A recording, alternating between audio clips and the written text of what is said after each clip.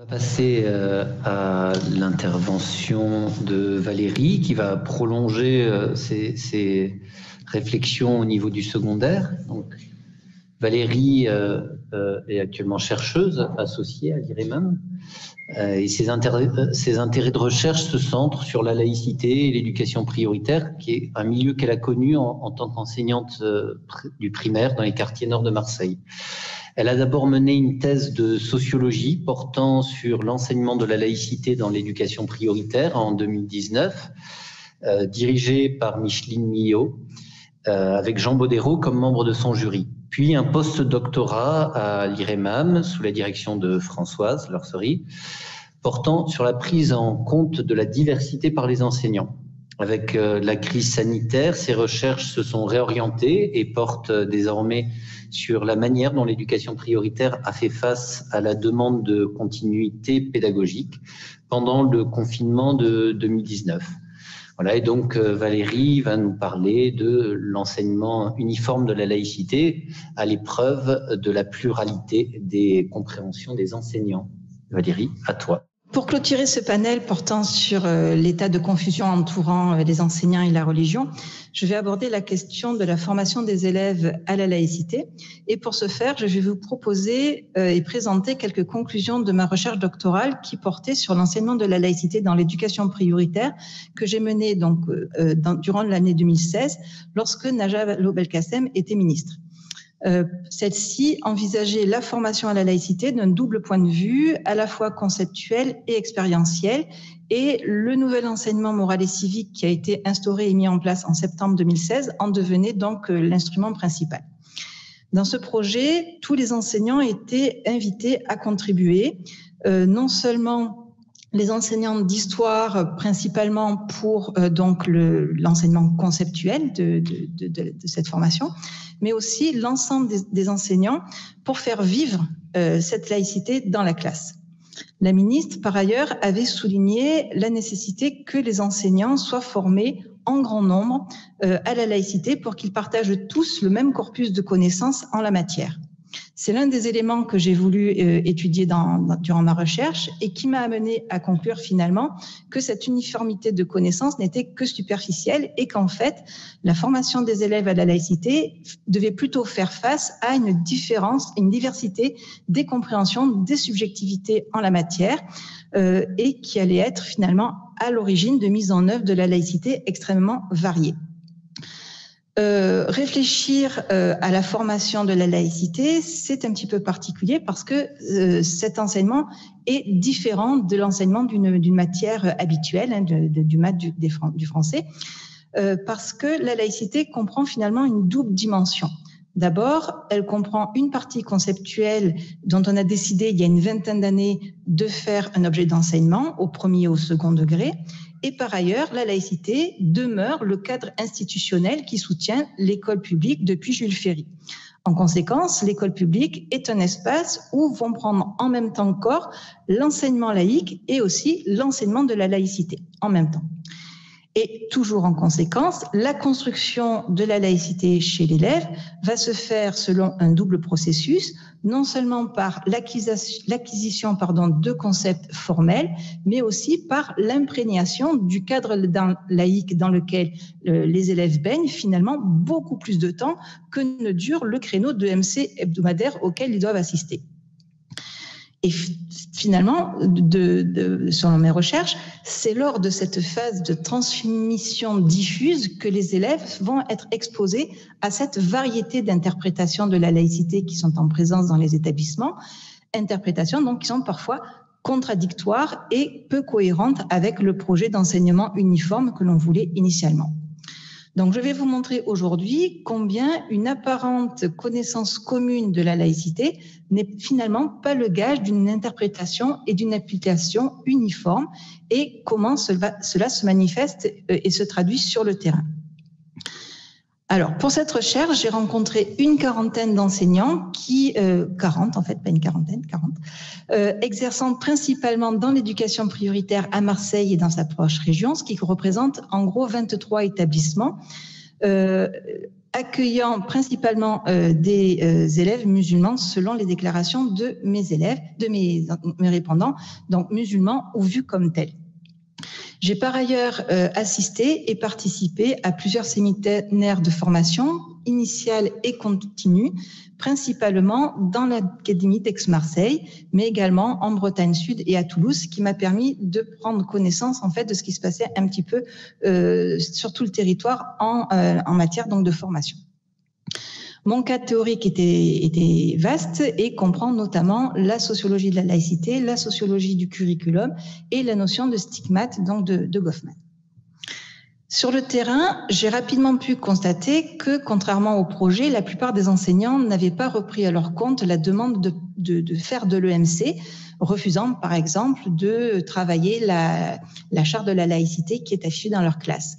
Dans les entretiens ou au cours des discussions informelles que j'ai eues avec eux, la plupart se jugent incompétents et préfèrent déléguer cette tâche, y compris donc la formation à la laïcité, aux seuls enseignants d'histoire qui, eux, par contre, regrettent d'en être les seuls référents dans les établissements.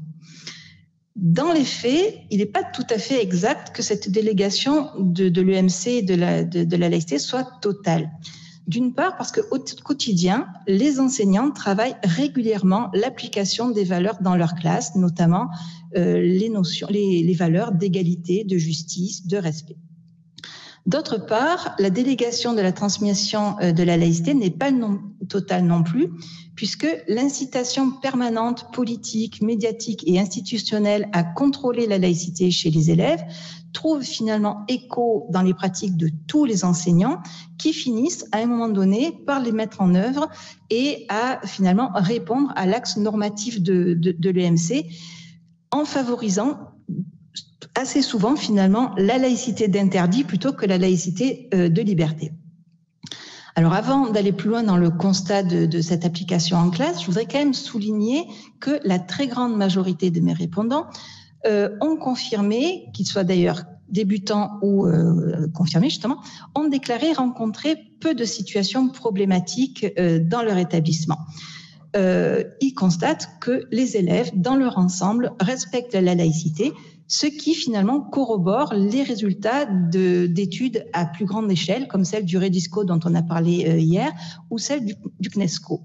Par suite, ils rencontrent peu de questions vestimentaires et peu de contestations de cours, pour reprendre le lexique institutionnel, y compris dans les disciplines qui sont généralement représentées présentées comme à risque, comme l'histoire et la SVT. Tous les enseignants que j'ai rencontrés de ces matières-là m'affirment ne rien s'interdire. Ils proposent toutes les parties du programme et ne s'interdisent rien. Ils évoquent en revanche l'existence de questions inédites et concèdent que la prise en compte de certains aspects du religieux peut se révéler chronophage. De ce point de vue, par contre, les avis sont partagés. Face à ce qu'on va appeler un changement de société, certains pensent que ça fait partie de leur travail de s'y adapter et d'y répondre, tandis que d'autres ressentent plutôt décrispation et peinent à s'y adapter. Si les situations rencontrées ne sont pas considérées comme problématiques, pour autant, un certain nombre d'enseignants jugent j'ai perdu ma ligne, excusez-moi, nécessaire de faire appel à la norme, au cadre coercitif de la laïcité, et dans un certain nombre de cas où les élèves mentionnent le religieux, même de façon prosélyte. Face à ces situations, les enseignants ne vont pas tous estimer qu'il y a matière à intervenir, mettant en lumière une variété donc d'appréciation. Cette variété n'apparaît pas tout de suite aux yeux du chercheur quand on lit les verbatims, parce que le vocabulaire qui est mobilisé par les enseignants est le même. Ils utilisent dans des proportions qui vont de 60 à 90% les 4 principes qui découlent de la loi de 1905, les principes donc qui ont été mis en évidence par Micheline Milot, à savoir l'égalité des citoyens vis-à-vis du religieux, la liberté de conscience, c'est-à-dire à la fois croire et ne pas croire, la neutralité de l'État vis-à-vis du religieux et la séparation de l'État vis-à-vis des églises. Ils utilisent aussi les termes de tolérance et de respect qui viennent, eux, du discours public. Une telle unanimité lexicale pourrait laisser penser à une compréhension partagée. Or, l'analyse qualitative des arguments montre au contraire une très grande diversité des profils de compréhension, entraînant autant de formes de mise en application de la laïcité qui, pourtant, donc, s'appuie sur une connaissance apparemment commune des concepts. Au-delà des traditionnelles postures antagoniques qu'on appelle républicaines et inclusives, que l'on trouve dans le discours public, j'ai rencontré sur le terrain une diversité de profils qui finalement empruntent de manière hybride aux deux approches, faisant qu'il y a un certain nombre de profils intermédiaires. Donc, de ce double constat découle que la transmission conceptuelle dans les cours de MC est plutôt régulière et uniforme, tandis que dans le même temps, l'apprentissage et la compréhension de la laïcité développée par les élèves comprend aussi une forme expérientielle qui va découler de la manière dont les enseignants appliquent la laïcité en classe. Par suite, limiter la réflexion de cet apprentissage conceptuel uniquement à cet angle-là se révèle totalement insuffisant et occulte tous les autres modes de transmission. J'en ai repéré deux. Une diffusion qui est implicite et une diffusion qui est explicite. La forme qui est implicite, c'est la forme qui est adoptée par l'école publique, on va dire, depuis sa mise en place sous Jules Ferry. Elle prend corps dans la neutralité des programmes, dans la neutralité des propos, des vêtements et des signes des enseignants. Et cette forme-là fonctionne et va marquer les esprits par imprégnation. C'est un esprit qui se démarche d'une démarche qui va être assénée, tout en restant malgré tout repérable par les élèves. Par exemple, on a certains témoignages d'élèves fréquentant dans le même temps l'école coranique et qui vont évoquer spontanément les différences qu'ils rencontrent entre l'école coranique et l'école publique. Donc c'est la forme qui fait que l'école publique a été silencieusement, discrètement, mais efficacement laïque pendant plusieurs décennies, un temps où l'école a pleinement joué son rôle laïque tout en ne contrôlant pas le respect de la laïcité, en ne contrôlant que justement le respect de la laïcité au niveau de l'institution et de ses personnels, et au contraire un temps où les élèves pouvaient encore afficher leurs signes confessionnels sans être accusés d'atteinte à la laïcité. Parce que le paradoxe est que la loi de 2004, en interdisant les signes religieux ostensibles, a transformé en transgression une pratique qui était au préalable admise par la loi. Donc finalement, en changeant la loi, eh bien, on a créé cette transgression.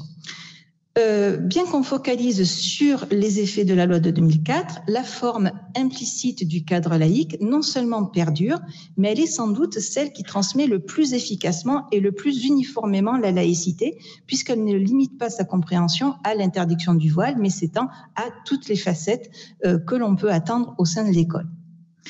Le deuxième mode de diffusion de la laïcité, donc cette fois, est explicite, et va survenir ponctuellement lorsque les enseignants vont faire face à une situation qu'ils analysent comme relevant de la laïcité et qui se traduit par un besoin d'application concrète. Contrairement aux deux premiers modes de transmission, la diffusion explicite se révèle terriblement irrégulière, marquée par les subjectivités, de sorte qu'elle induit une transmission hétérogène du principe, éloignée du projet initial. Alors, d'où vient cette hétérogénéité ? Eh bien, il faut savoir que la grande majorité des enseignants en poste n'ont jamais été formés à la laïcité. La formation initiale à la laïcité ne devient systématique qu'au début des années 2010, quand il y a la création des SP, 2013 exactement, et que ces questions vont être introduites au concours de recrutement. Cela reste toutefois une déclaration d'intention, puisque selon mes répondants, soit stagiaires, soit ceux qui venaient juste d'être en poste, m'ont indiqué que la laïcité occupait, entre la formation à la laïcité, occupait une place ténue dans l'ensemble de leur cursus. Et donc, je les ai interrogés, c'était dans les années 2016-2017. J'ai pu, par ailleurs, moi-même constater dans ces années-là que, effectivement, dans les formations que j'ai vues à l'ESP, c'était une portion extrêmement faible. Le déficit de formation initiale n'a pas été compensé par la formation continue. Non pas que l'offre n'exista pas, parce qu'elle existait bel et bien, et dans l'éducation, dans l'Académie d'Aix-Marseille où j'ai pu assister à plusieurs séminaires, elle était même de grande qualité. Mais deux éléments ont fait obstacle à cette efficacité.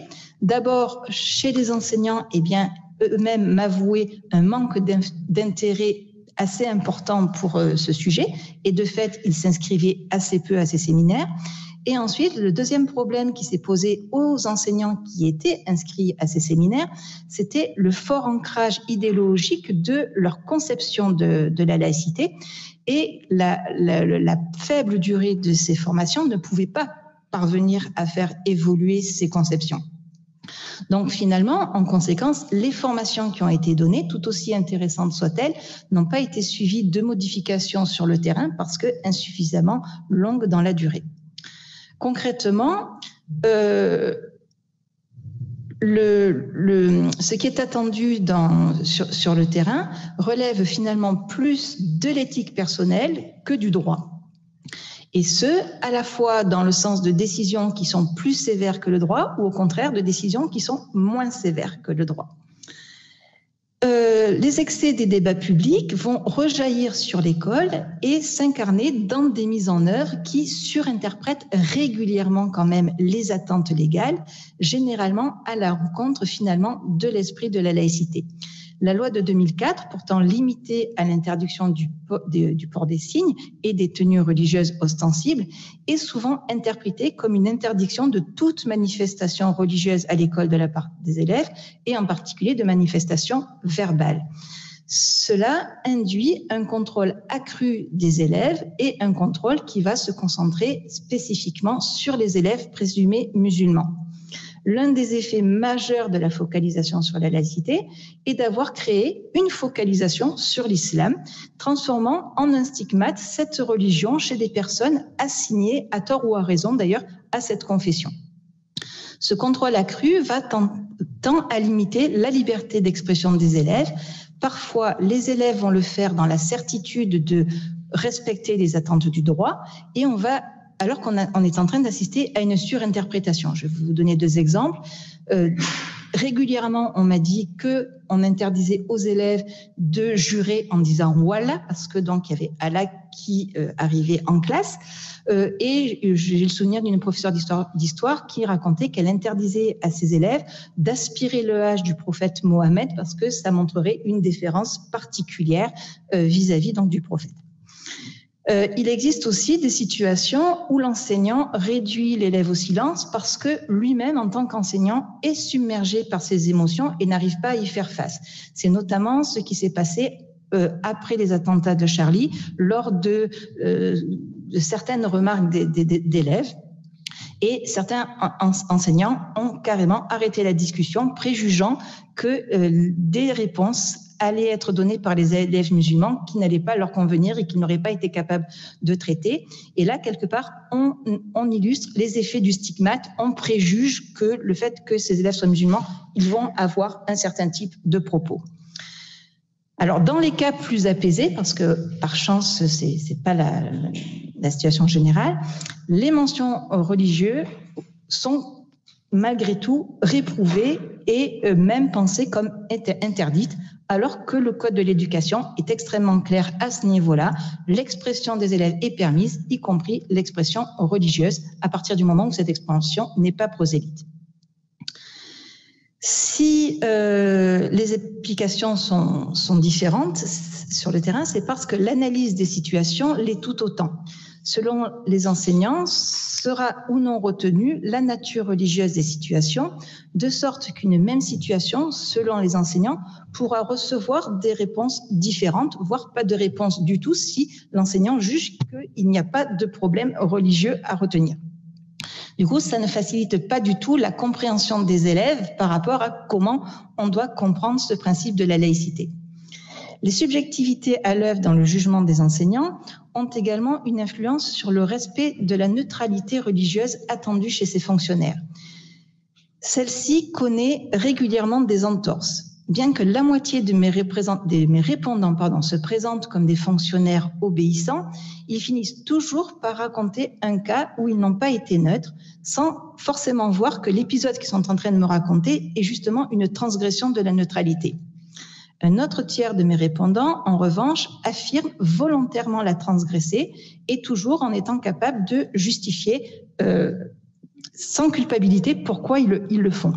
Donc, par exemple, ils vont le justifier en disant que cela favorise la relation avec l'élève. Par exemple, ils vont raconter quelle est leur confession parce que ça crée un lien. D'autres vont dire qu'ils veulent réduire une dissonance.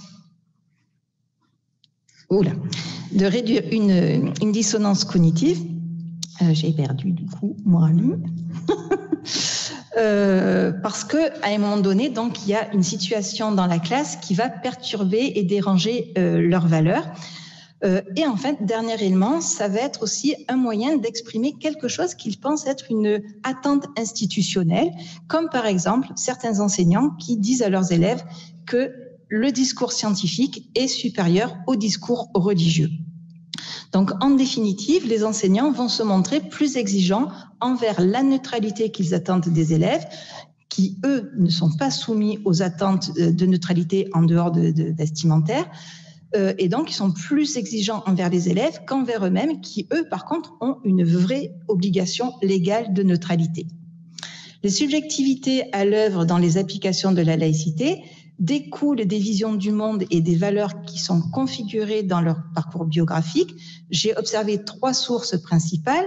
D'abord, l'éducation familiale, qui est souvent à l'origine de leur engagement politique et syndical. Deuxième facteur, la proximité précoce ou l'appartenance à la diversité ethno-religieuse qui leur permet de décrypter autrement le degré de gravité ou au contraire de banalité des situations rencontrées. Dernier élément, l'expérience de l'école laïque dans leur enfance, c'est-à-dire que ceux qui ont croisé dans leur établissement des pratiques et des signes religieux sans que cela déclenche de réaction de l'institution, eh bien, se montrent aujourd'hui extrêmement ouverts à en rencontrer. Par exemple, à Marseille, il y a plusieurs quartiers où la communauté juive est présente en forte proportion et régulièrement dans les écoles, on avait des élèves qui pouvaient venir avec la kippa ou qui pouvaient s'absenter le samedi pour le Shabbat sans que l'institution y trouve à redire. Du coup, les enseignants qui ont assisté à ça y voient une réussite de la laïcité. Inversement, les enseignants qui n'ont pas le souvenir de signes durant leur scolarité tendent à y voir le résultat de contraintes laïques mises en œuvre dès cette époque et que donc ils continuent à appliquer fermement aujourd'hui. Donc pour conclure, j'ai noté que plusieurs répondants regrettaient le temps où on ne parlait pas de la laïcité et où elle s'exerçait uniquement par imprégnation, soit par le cadre laïque, donc, soit par le contenu disciplinaire qui abordait indirectement ces questions sans provoquer frontalement les élèves, sans vouloir générer chez eux des résistances et créer, du coup, des situations difficiles chez les enseignants. J'ai noté que, d'une part, les répondants voient dans la focalisation sur la laïcité un affichage permettant de cacher les vrais problèmes de l'école. Je vais reprendre ma phrase, qui est d'une part de trop. Donc, j'ai noté tout simplement que les répondants voient dans la focalisation sur la laïcité un affichage permettant de cacher les vrais problèmes de l'école dont la résolution leur tient à cœur. La focalisation intense sur la laïcité s'avère contre-productive, d'abord pour les éléments que j'ai déjà évoqués précédemment, mais aussi parce que certains élèves ont bien compris le pouvoir de chahut que revêt désormais le religieux chez les enseignants les plus réactifs à ce sujet, de sorte qu'ils l'instrumentalisent aux dépens de ces derniers. Les surinterprétations, voire parfois les différences de traitement entre religions, qui ne sont pas forcément d'ailleurs perçues par les enseignants qui les pratiquent, induisent un curriculum caché bien différent des objectifs initiaux. En effet, selon certains enseignants, il n'est pas rare que leurs élèves voient en la laïcité un instrument de discrimination visant principalement et spécifiquement les musulmans, un constat peu favorable pour les persuader de ces bienfaits dont on va parler ensuite en EMC. Enfin, le contrôle de la parole, voire le fait de silencer les élèves, questionne la volonté affichée dans le même temps de, soi-disant, les former à l'esprit critique. Aujourd'hui, le ministre Blanquer a nommé Jean-Pierre Robin à la tête de la formation initiale des enseignants, donc en matière de laïcité. Les deux ont des prises de position qui sont claires, montrant que la politique publique actuelle en la matière se tourne vers une approche particulièrement punitive. Alors, si ce n'est pas pour nous réjouir, on peut éventuellement essayer de se montrer optimiste. D'abord parce que les libertés pédagogiques font que régulièrement, sur le terrain, on s'éloigne un petit peu des prescriptions institutionnelles et que finalement, comme je vous l'ai dit, les subjectivités personnelles souvent prennent le dessus sur les politiques institutionnelles. Voilà, je vous remercie. Merci Valérie. On peut prendre maintenant un temps de 5-10 minutes de questions pour Valérie. Vanille. J'ai peut-être une question. Qu'est-ce que tu as observé sur les... Je ne savais pas que tu avais fait des observations de formation en Bretagne aussi. Est-ce que tu peux nous en dire plus sur la différence de déclinaison de cette commande? Aucune. C'était vraiment très semblable à ce qu'on en a connu à Aix-Marseille.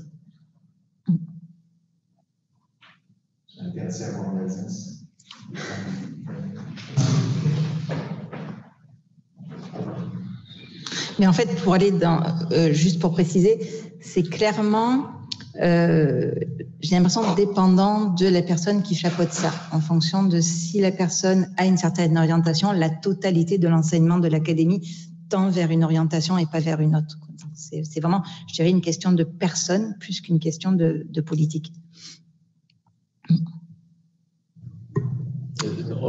Merci beaucoup pour l'exposé. J'ai découvert à la fin que Jean-Pierre Robin était... Mais alors, quelle est sa mission exacte? Parce que je vois qu'il vient de rendre un rapport au gouvernement il y a 2 jours. Et est-ce qu'il a une responsabilité institutionnelle?